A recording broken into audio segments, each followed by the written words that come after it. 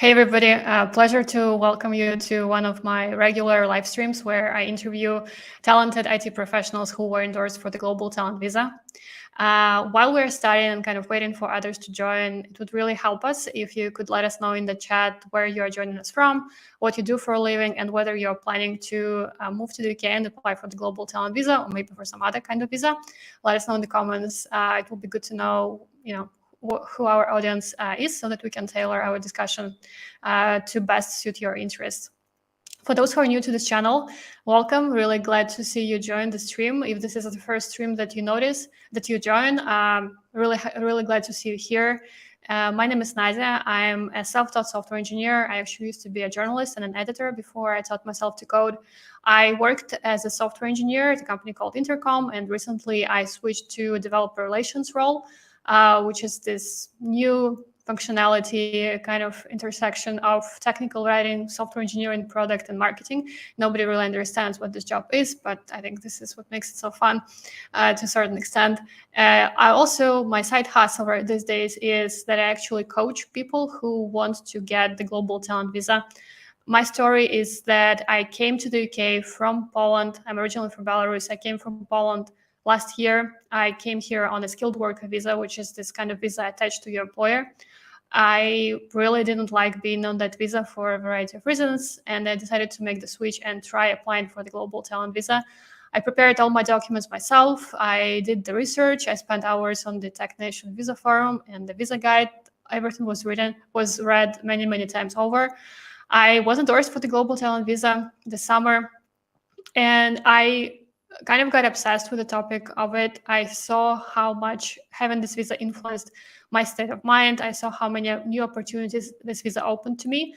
And I decided that it would be a good idea to help others on this journey, because I also remember how lonely and how difficult the journey of getting the visa on my own was. I didn't consult any lawyers or coaches. I just went and I decided to do it on my own. So I currently help people who are not really who either don't have the time to do everything on their own or just want to save a little bit of time, or some people just have trouble selling themselves, because I think that a lot about this visa is actually about selling yourself and presenting your experience in the most beneficial way. And a lot of people, especially people coming from cultures such we both are from, Eastern Europe, also Asia, they really have trouble selling themselves. So I help people who need help with the process. So I'll drop a link to the page where all my services are explained so that you can check it out later on. Any questions, get in touch with me. There are links to get in touch with me in the description to this video.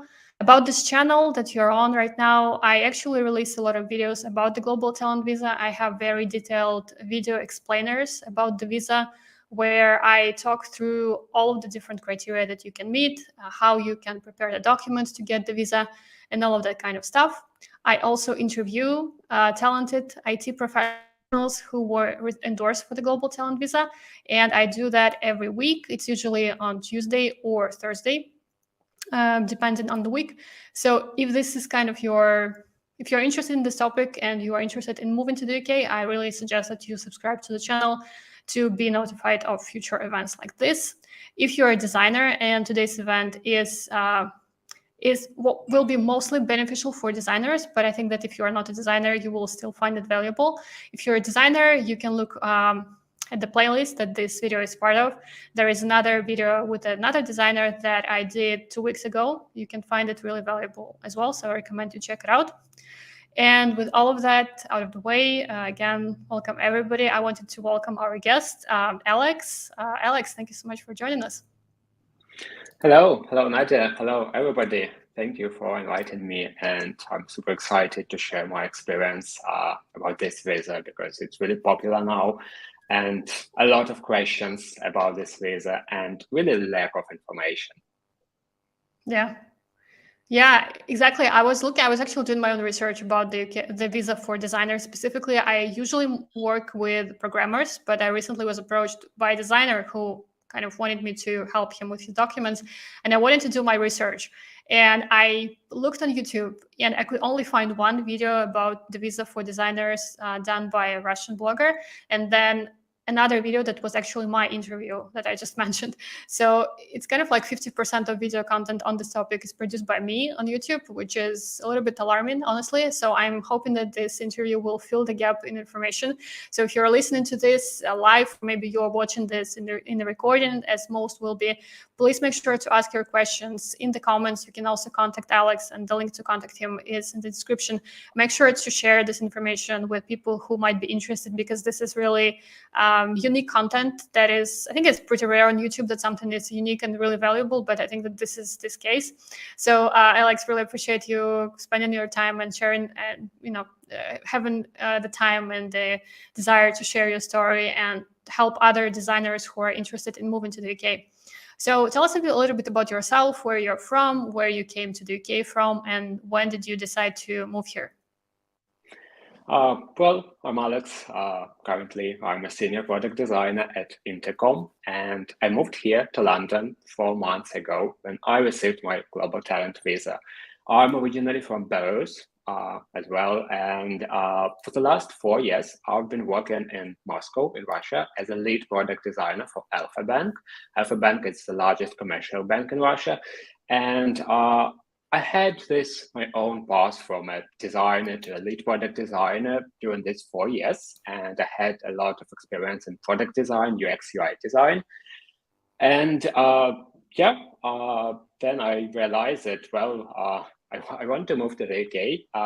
Actually, I had this desire to move here like 3 years ago. And I tried to do it, but it was unsuccessful because I didn't have any visa. I had just a portfolio and my CV with cover letter. I applied for many jobs, but no success because everything ruined because of visa, and companies weren't able to sponsor visas. I forgot about it for a while, and then I'm here with the help of Global Talent Visa, and it's really lots of opportunities for designers and other IT professionals with this visa. Mm-hmm. Yeah, it's interesting that you say that it was hard for you to get the skilled worker visa, the sponsorship, because I think that a lot of people face this, is that they find a job that they like, they apply for it, and then the company learns that you need the sponsorship, and they just back down because they don't have the license to sponsor a visa. Maybe they don't have the budget to sponsor a visa. It's very common actually with startups. So a lot of people have to go, even if somebody doesn't really want to go work for a big company, they have to go this route because these are the only companies that can afford to sponsor visas and help somebody to relocate. So it's interesting for you that you found the global talent visa as a way to move, because in this case, you sponsor the visa yourself, for yourself. So you're your own sponsor, which is, I think, pretty cool. So how did you learn about this visa? How did you first hear about it? I think first time I've heard about this visa was after Brexit, because I always was a fan of the UK and London. I've been here as a tourist many times, 5 or 6 times. And after Brexit, the UK started to increase the tech industry in the country. And I found the information about this visa that they transformed it, because they had it previously and it was mostly visa for different art people or really like brilliant ones, singers, sportsmen, etc. And then they extended it to professionals, startups, and different people in tech industry. And I knew about this visa, I think, from the beginning, but I've never considered myself as a talented person. And it was like, I always been thinking that, I'm quite an ordinary designer. I'm doing my job. I know like how to design products, but that's it. There are like a lot of hundreds, thousands of other designers with the same skills or even better than me. And talent visa, no, it's not for me. I think it's quite common. Yeah, it is. Like, I was just about to say that, look at Alex. This is a typical example of Belarusian modesty. Because actually, when I met Alex first, and we work at the same company, just for context, and I looked at his LinkedIn profile. I always add people that I meet on LinkedIn, and I looked at his profile. And back then, I didn't know that Alex actually had the global talent visa. But since I'm so deep into this topic, I looked at his profile, and I was immediately like, oh, this guy could totally qualify for the global talent visa, because he was like clearly brilliant from the experience that he had, all the teaching that he had done, and all of the other things. So it is amazing, and it's also a very common it's a very common problem. What you say is that you read the requirements and you decide that you are not talented, that there are many people who do the same thing that you do. And this is, if you're listening to this and you feel this way, please make sure that you continue listening to learn how Alex overcame this. So what helped you to understand that this is actually a visa for you? So what was the process of researching it? Maybe you talked to somebody, or like, how did you make the decision that it's worth a try and you should just do it? Well, it was quite spontaneous. Like after my unsuccessful approach to find a job here, I continued working, getting more experience and doing what I've done before. But then suddenly I decided, well, there is this visa with lots of opportunities. There is a clear guide about this visa. There are some criteria. I can understand what's inside this criteria. Maybe I'm not talented enough, but I can try. And it was really about just trying it, because the worst what could happen, I could lose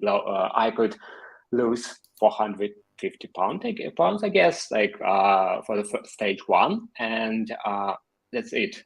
It will not affect any visa history or any immigration history.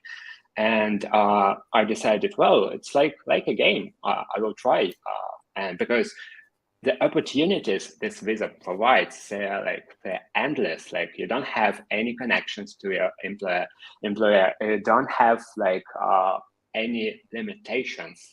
And it's really fast way to get a permanent residence and then a citizenship of another country if you're interested in it. So I decided just to try, and yeah, it was quite simple. Yeah. So what was the process like to research all this stuff? Did you hire a lawyer, or did you do all of this by yourself? And if you did it by yourself, like, what was the process of gathering information, given that it was earlier this year, right? So there was even less information online about this. So what was it like? Yeah, actually, I was quite slow in getting this visa, in preparing all the documents. I think I started last year in the summer, somewhere summer 2021, and I started to collect some documents. But before this, I did this design preparation work. I had two columns. On the left, I wrote down all the possible achievements I had, everything I did as a designer. There were some basic things like doing a design job, like launching product with a team, designing some stuff for user experience, etc. There were some other things I was doing, like teaching, lecturing, public talks, writing articles. There were even some things about design system, hiring designers, and all this. For me, it was quite basic responsibilities, but it seems like these basic responsibilities, they part of this case because, there are extraordinary product designers, quite famous, etc. But mostly this visa not only for them, this visa for professionals, for those who's doing their job well and know how to do their job well. So I started to collect these achievements, and I used Tech Nation Guide as a must reading, and I read it, I don't know, many times, because they have a lot of information about the process, about the criteria, and it was really about selling myself, as you mentioned before, and quite similar to finding a new job, because you need to show that you are a good designer. In case of this visa, you need to show that you're a great designer. You have this experience they're looking for. You match all these criteria they have. Actually, you don't need to match all the criteria. I will tell about it a bit later, but you should prove that you are a brilliant designer to get a global talent visa. And if you not consider yourself as a talented one, I think as many of us did, don't do it. You are talented. Believe in yourself and just try, because as I mentioned, you will not lose more than 450 pounds, no impact on your visa history. So everyone can try this visa, and I'm quite sure that many designers doing their regular jobs, they can get it.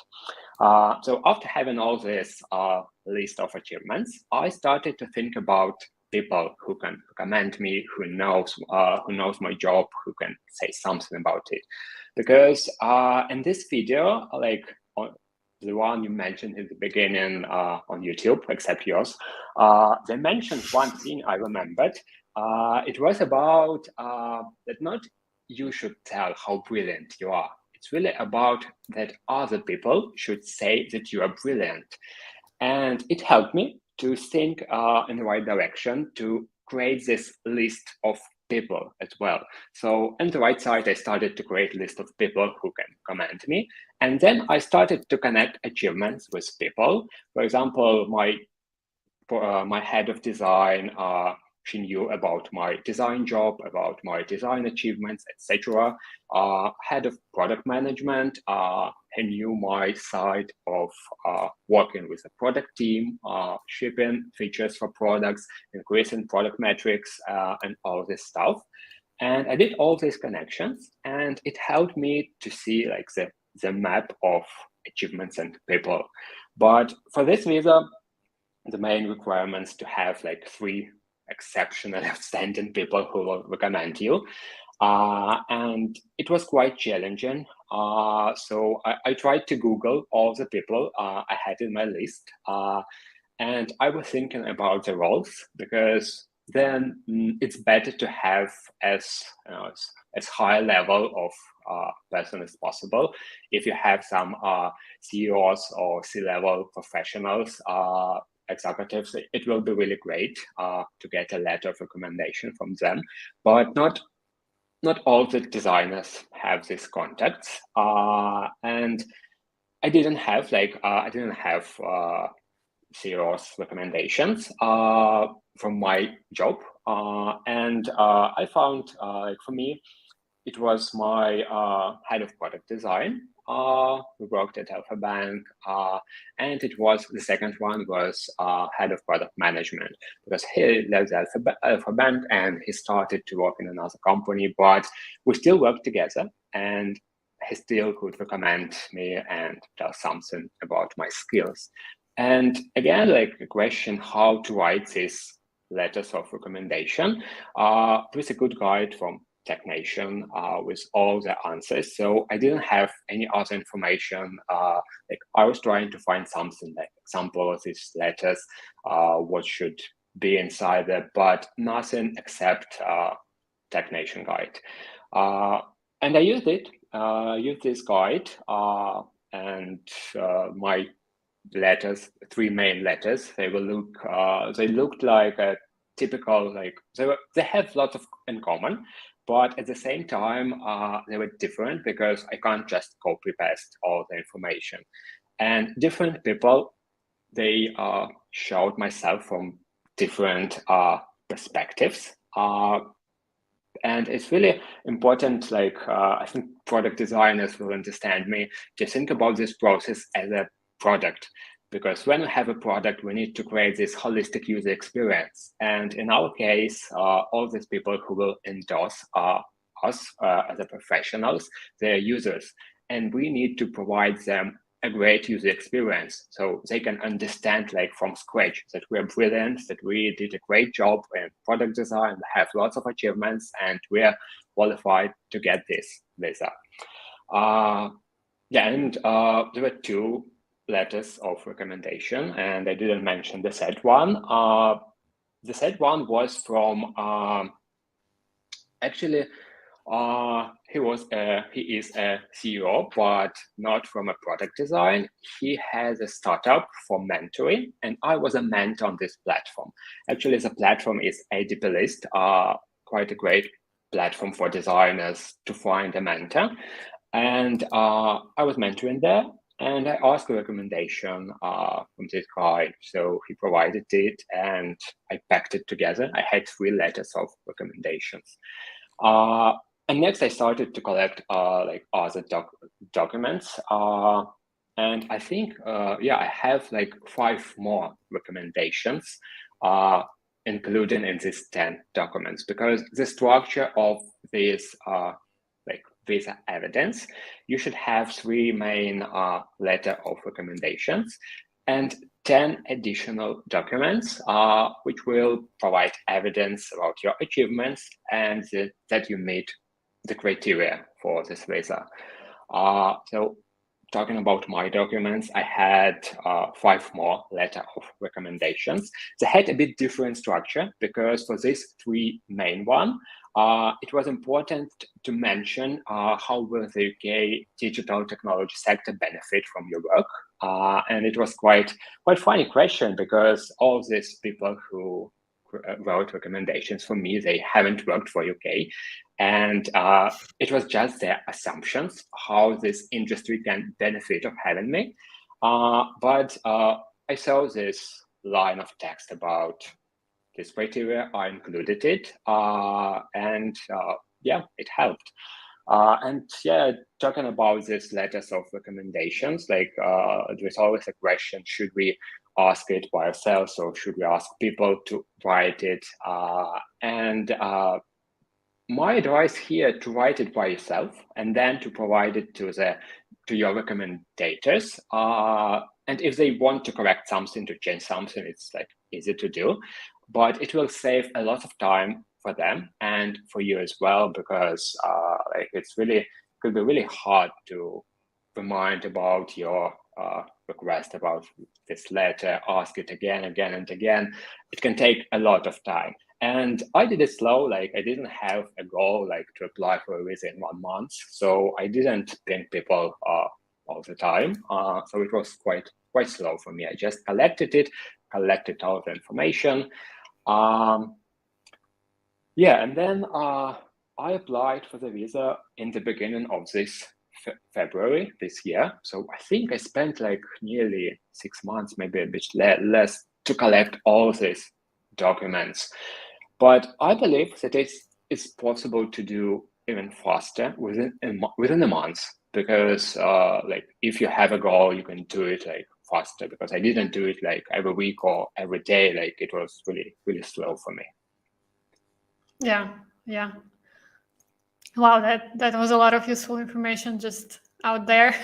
Kind of a lot I wanted to unpack here. So you were talking about the letters of recommendation. A few things that I wanted to emphasize for people that are very important, and these are typical questions that I get asked all the time, is that does it have to be a CEO of the company? No, it doesn't have to be a CEO. Second is, do people write those letters themselves? I think that majority of the cases, the person who needs the visa would write the draft of the letter herself. Yeah. And I think it makes sense. Those people are busy. They also don't remember all the details of everything that you have done. Also, it's much easier for you to follow the guide on the Technician visa website. And as Alex said, you do have to follow the guide very, very strictly. Like all of the things that they mentioned, you have to include them, even if you're not sure what to say in certain items. As you said, like what is their contribution to the UK, you kind of need to come up with something. It's just an assumption for the future. Nobody would be checking later like whether you did this thing that they wrote. So but you have to follow the formal criteria. I think that in the case of the Tech Nation, they really want you to follow everything to the letter that they mentioned. So it is interesting that how you approached it, how you chose the people, and also good advice that it takes time to get them to sign letters. So if you are on a tight deadline, make sure that you do the letters first. I think this is a good strategy. So you write the letters, you get them signed first, and then you prepare all your other documents in the meantime or at the last minute. Things where you don't depend on other people. So going back to the criteria, so imagine that like the designer who wants to move to the UK with this visa, they have already read the Tech Nation visa guide, and I left the link to it in the comments, so make sure to check it out if you haven't. So they read it, and they are trying to, I think the biggest blocker that people face is that they are not sure which criteria to choose, because as you mentioned, there are a couple of criteria, what they are, and like this is all very confusing. So there is the mandatory criteria that is meant to show you being recognized as a leader, and then there are 4 optional criteria that people can choose from. Could you give us a little bit more information on how you chose the criteria and what kind of documents did you use to prove the criteria, apart from the 5 letters that you mentioned? Did you have anything else other than letters, or was it just letters? Yeah, I had like more documents than just letters. We'll share like later about them.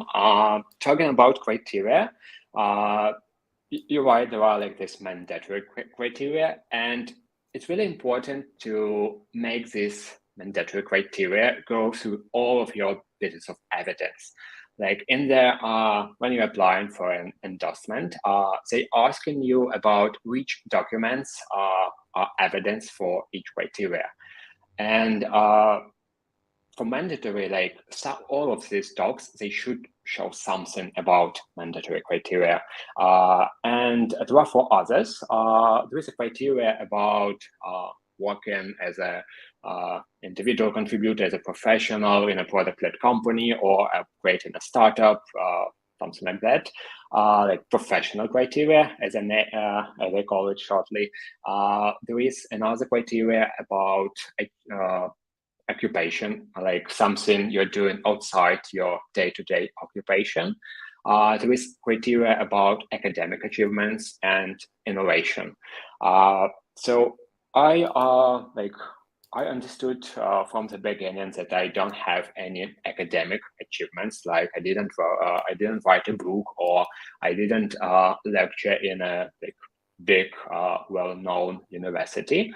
Like I teach product design course, but it's online on an online platform, so it's not the same as like your lecturer in a famous university.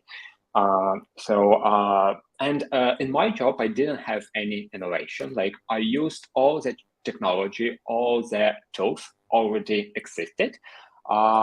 And I realized that, no innovation, no academics. So it was quite clear that I need to prove my professional achievements, and I need to prove my achievements outside of my occupation. I started like when I realized that I have like what I have to prove. I created this matrix. I created it in Notion with a table. On the left side, I wrote down all the criteria. Like in my case, it was mandatory one and 2 others, 2 optional. And on the top one, I wrote like 3 people, 3 letters of recommendations, plus 10 additional documents. And I started to make this highlights, which document can prove which criteria. Because I wanted to make it balancing, like not all my 9 docs, they prove that I'm great as a professional, but only one prove my something I do out of my daily job. So I split them quite like, it wasn't like 50 to 50. I think it was like, but it was quite balancing. And I started to have this picture, overview of this picture, how I should talk about my achievements in different evidence. And then I started to collect them. As I mentioned, there were 5 more letters of recommendation. I didn't use the same template, like exactly the same template as for 3 mains. There was nothing about my contribution to the UK economy, and it was about how this person know me. It was about our common experience working together and just sharing something about me as a professional, some things we worked together. One of these 5 letters of recommendations was actually from online platform where I teach design course. yeah, they mentioned that I'm teach a design course, that I have like this number of students per year, and some like some general words about that I'm doing it well, that everything's okay, students are happy, like all of this goes well.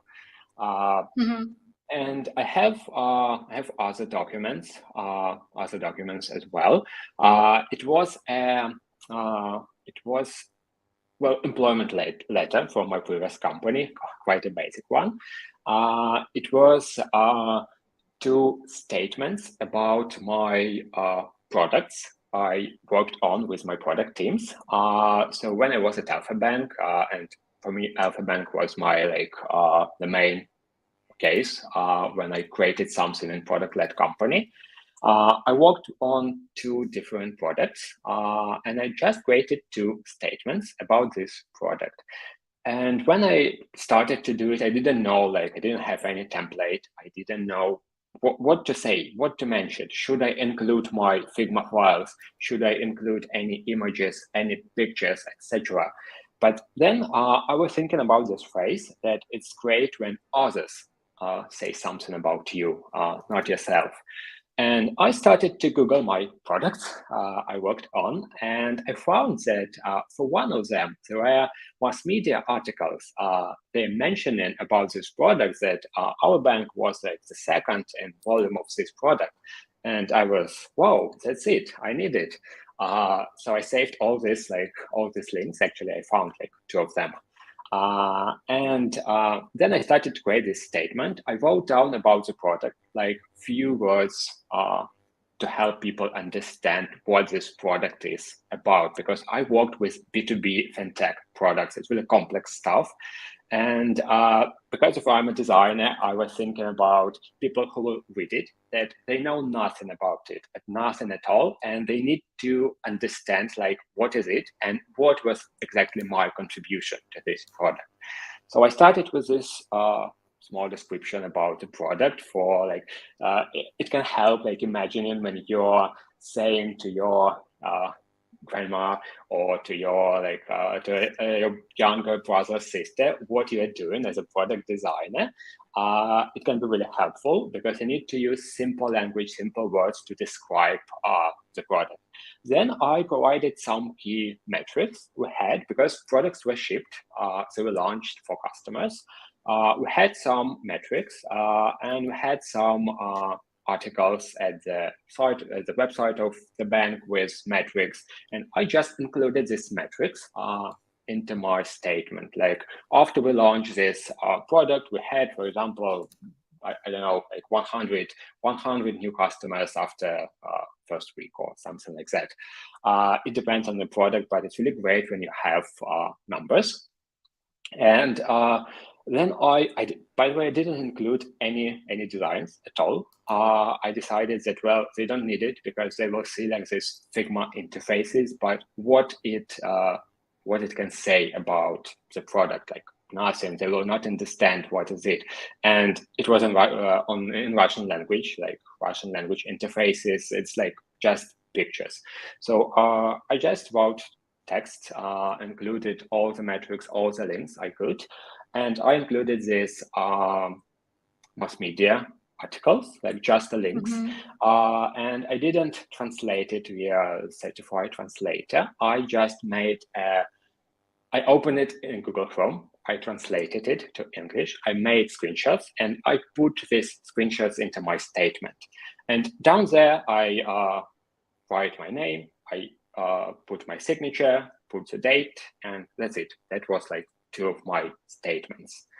And also I had, what else I had?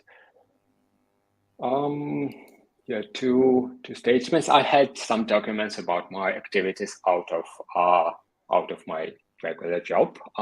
Because of I'm mentoring designers, I create quite similar statement, but about my mentoring activities. And I described it as well in a simple words. What is it? Why I'm doing this? And provided some links to my profile.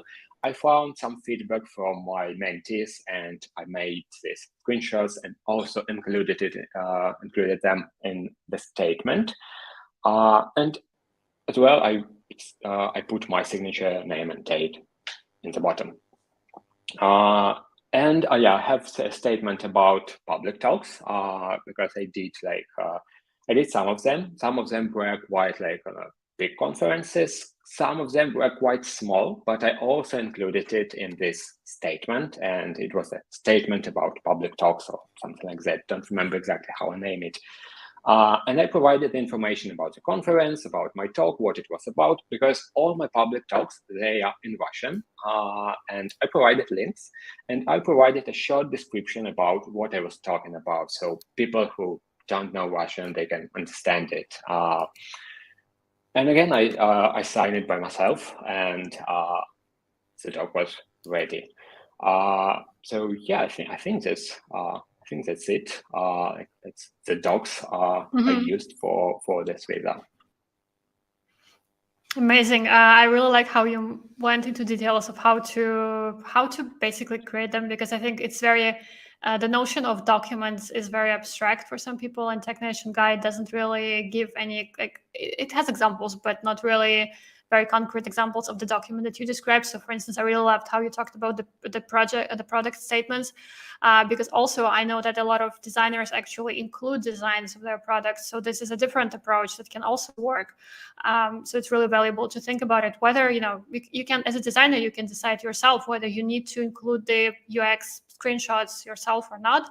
Some designers actually present case studies which are heavily using various screenshots and various flows and showing the impact of the design and how it moved the business forward.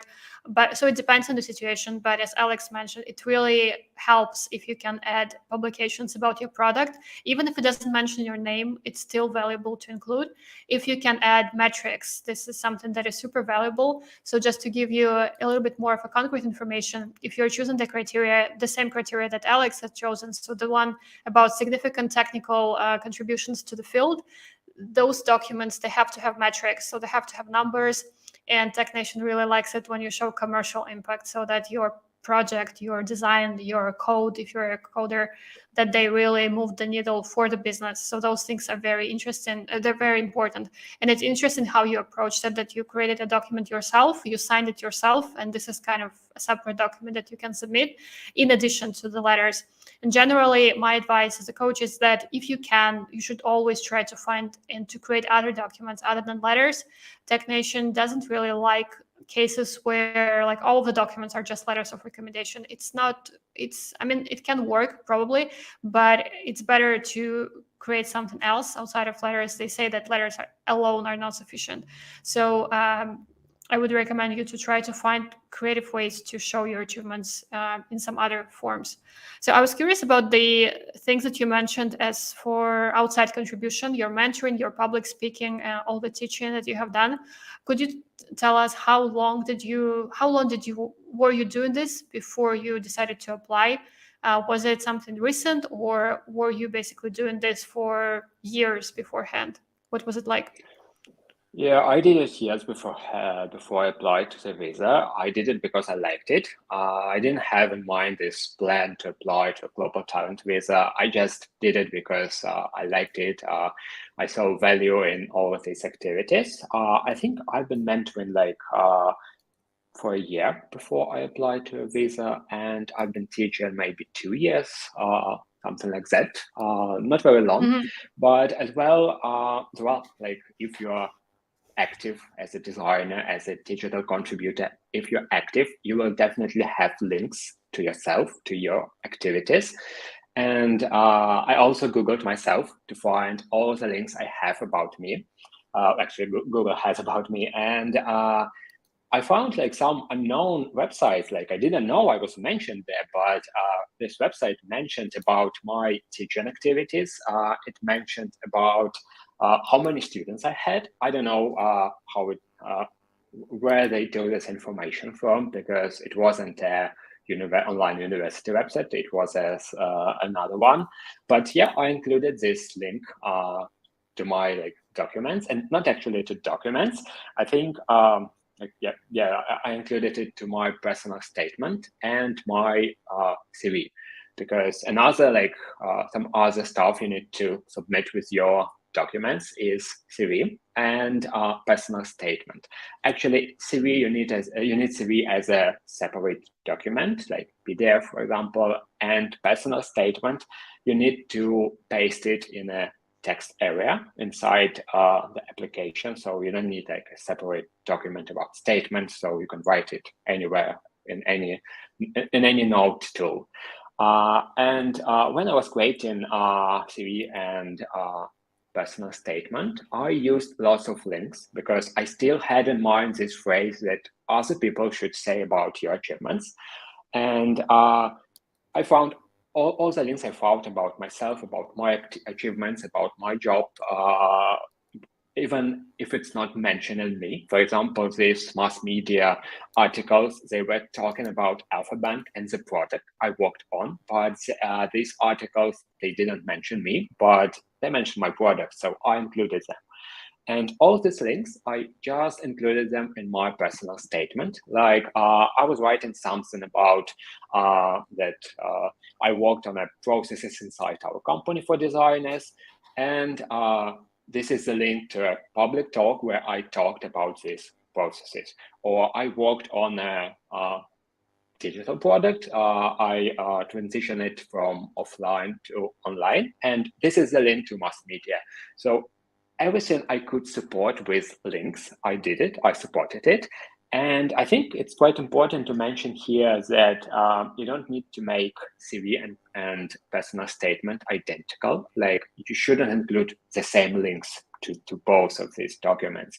And I was thinking how to split it. So some of the links were included into my CV, some of the links were included into my personal statement. So they can work together.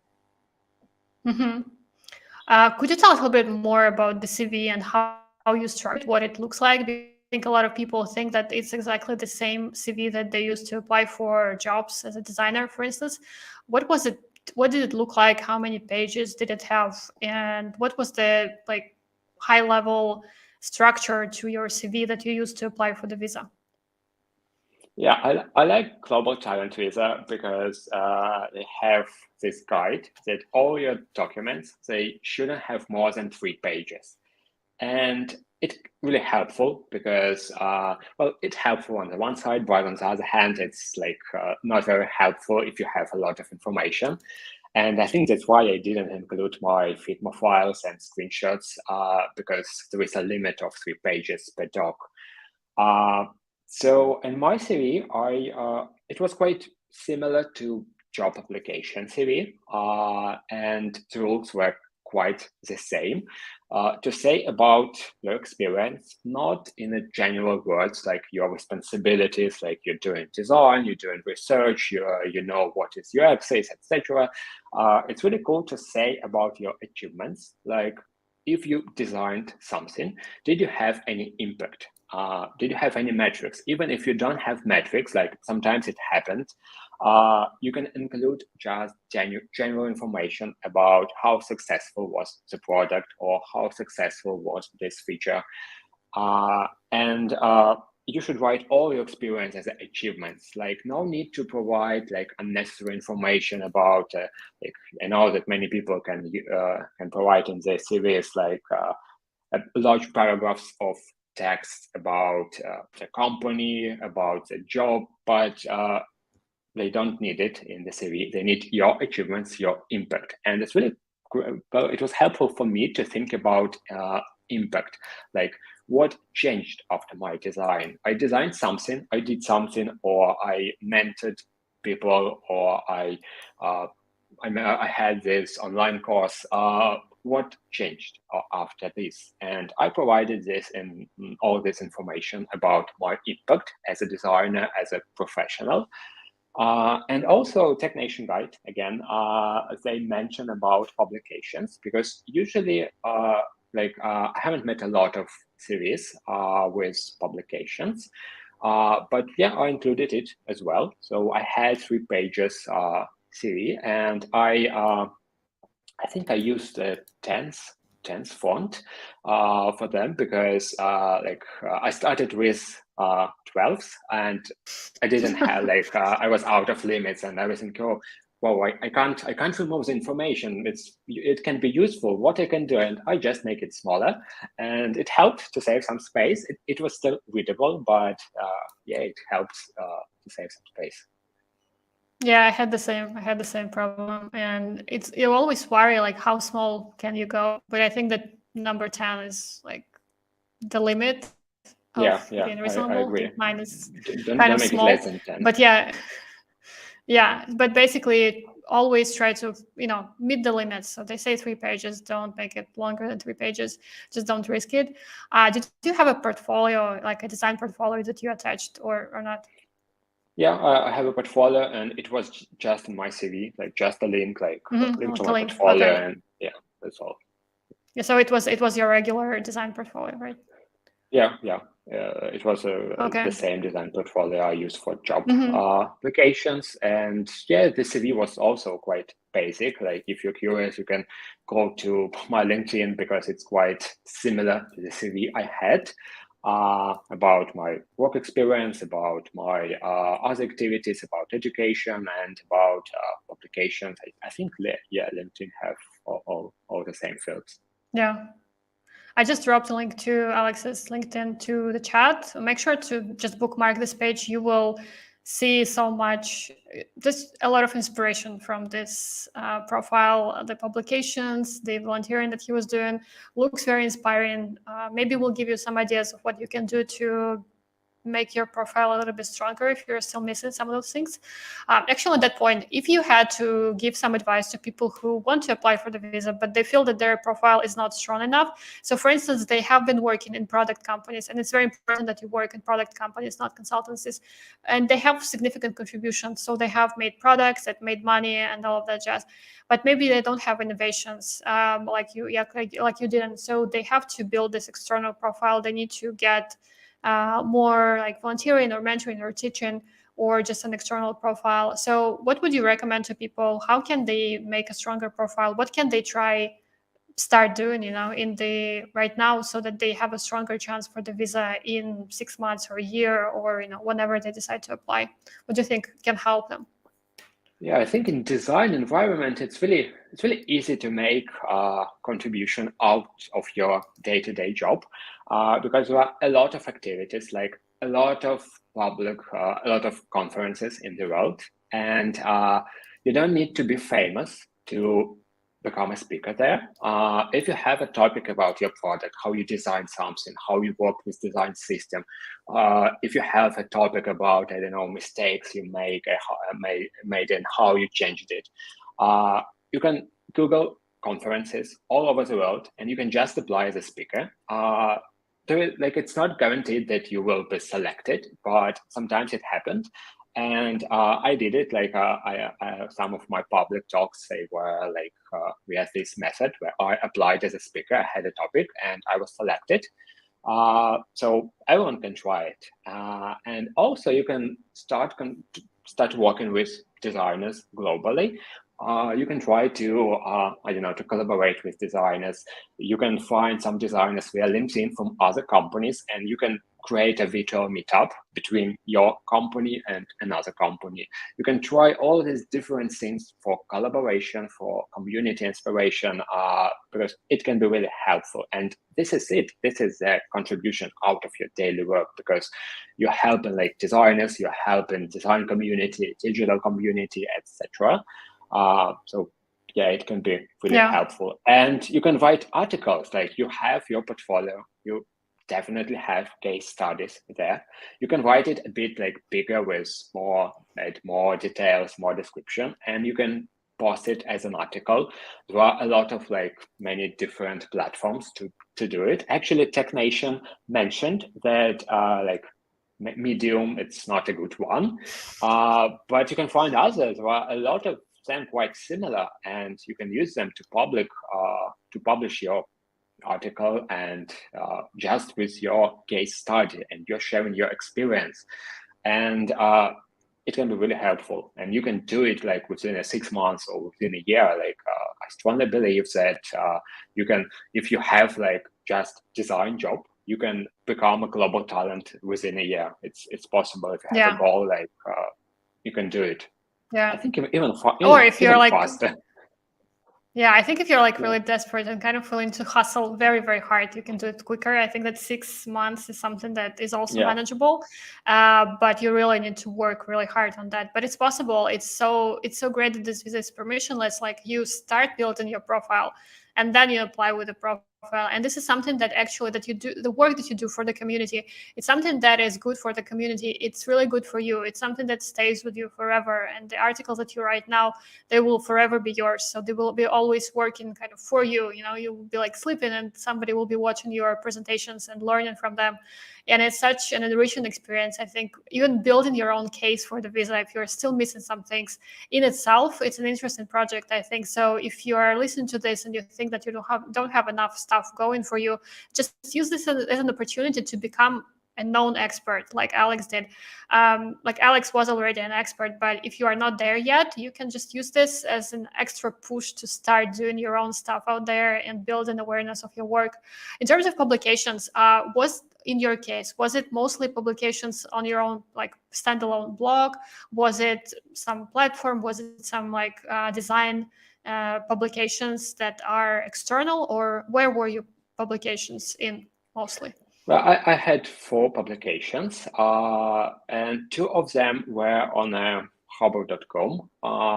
This is like, I think, quite known in digital environment website.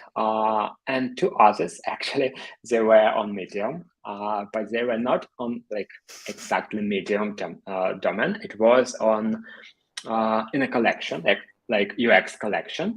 So I provided a link as uxcollection.something.com and to my article. And but 2 of my articles, they were done on Medium. Interesting. Tech Nation says they don't accept those articles. Yeah, maybe like they were looking for 2 authors, like, and two way enough. Yeah, it's interesting because I think a lot of people think that, oh, like this guy had publications, maybe he had like 1 million publications, but you said that you submitted 4, and I think 4 sound very reasonable. In terms of public speaking, again, what kind of numbers did you show in terms of how many speeches did you do to qualify? Approximately like 10, 100? Yeah, it was like up to 10, no more than 10. Yeah. I was in this limit of 3 pages. So yeah, there were like nearly 10 public talks. So again, I think it's pretty doable. And you were also teaching. I think that this is something that is also pretty doable for a designer to teach at the online school, right? So how hard is it for a designer? Since I'm not a designer, I'm curious, how hard is it for a designer to start being a teacher or a mentor, or doing any this kind of volunteering effort? Well, it includes some soft skills, and for some designers, it can be really hard to work with other people because mainly designers are introverts. Well, they believe they're introverts, but I don't believe these are product designers introverts, because we have always talked to our customers. We should always talked to our product team, to other strangers, unknown people. And we can't be introverts, but it can be hard for those who don't know how to talk to others, how to teach someone something. And also, I think it's about this, am I talented or not? Because am I good enough to teach others? But I had the same thought in the beginning of my, I can say, teaching career. But when I started teaching, I had the same thoughts. And I just shared my experience, my own experience, when I faced difficulties working on a product, when I have different challenges, etc. I just shared my own experience. And I was thinking in the beginning, well, no one needs it. It's useful for me, but others they have their own experience. But it's not true. It's really useful and really interesting to other people to know more about your experience, to see your design files, even on public talks, on conferences. People are extremely interested to see your Figma files, what's inside, how did you manage your work, how did you create this design system, which type of components did you use? So it's really helpful. Yeah, amazing. I think that a lot of people, they don't really notice how great their work is, and think that they don't have anything to share. But as you said, if you have been working as a designer for a couple of years, or a programmer for that case, or anybody in IT, you probably have something to share. And if you start sharing it, then you will be sharing knowledge, but also you will have some nice documents that you can later use for your visa application in the future. I look at the questions now, and then I have another question from my side. So if you have any more questions for Alex, we'll be wrapping up soon. Please drop them in the comments. There is also the Slido deck, Slido link on top of this chat. You can ask questions anonymously there if you wish. So do ask ahead. So the question that somebody asked on the chat was, hi Alex, I started my process a month back, and every time I sit down to write the letters of recommendation, I get stuck all the time on how to start writing the content. Any tips on how to start?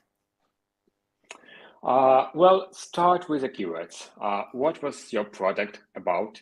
Do you have any keywords about your product in general?